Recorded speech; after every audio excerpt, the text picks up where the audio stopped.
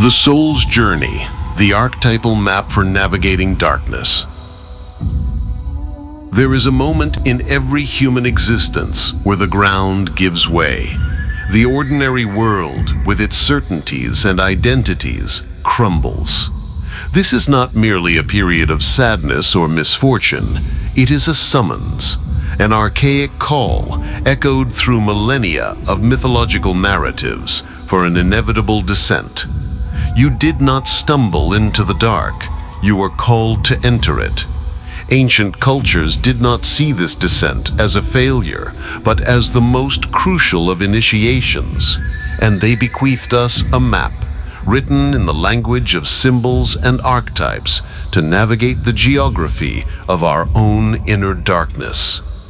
This descent, known in Greek tradition as katabasis, is the journey into the underworld of the psyche. This underworld is not a place of punishment, but the realm of the shadow, a concept Carl Jung identified as the vast reservoir of all we consciously repress, our unresolved traumas, our denied potentials, our most primitive emotions, and even our dormant greatness. The crisis you experience is the abduction of Hades taking Persephone.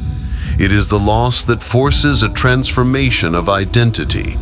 It is the moment when, like the Sumerian goddess Inanna, you are stripped of all your insignia of power, titles, and social masks, left naked before the raw essence of who you truly are.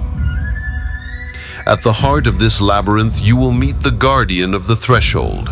This is not an external monster, but the archetypal manifestation of your own primordial fear.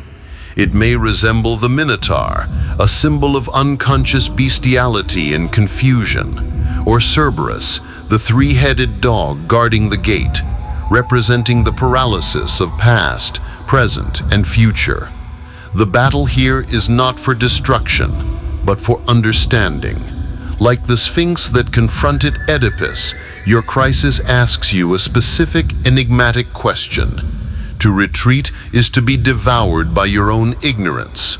To advance is to engage in the only work that matters, to decipher the riddle of your own suffering and answer the call to self-knowledge. The ultimate goal of this journey is not to escape the underworld. It is to return from it transformed, bearing the elixir. Orpheus's failure to rescue Eurydice intact is in truth the deepest metaphor for success. He emerges not with his wife as she was, but with the eternal wisdom of integrated loss. His art, his music is transformed by it, gaining a poignant depth that could never have existed before. You will not emerge from this descent the same person. The persona you were needed to crumble. You emerge instead with the fragments reassembled into a more authentic, resilient, and complete configuration. You carry with you the elixir of Sophia wisdom, an understanding not intellectual, but visceral, of the soul's mechanisms. This is the epic promise hidden at the core of every great story.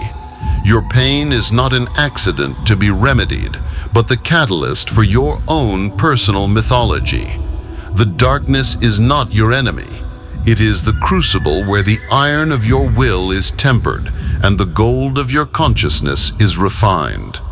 By interpreting your experience through this archetypal lens, you are not merely surviving, you are engaging in humanity's oldest art. You are living a myth. You are consciously participating in the great work of making your life a meaningful work of art. The question that remains is not if you will face this descent, but how you will choose to navigate it when you are summoned.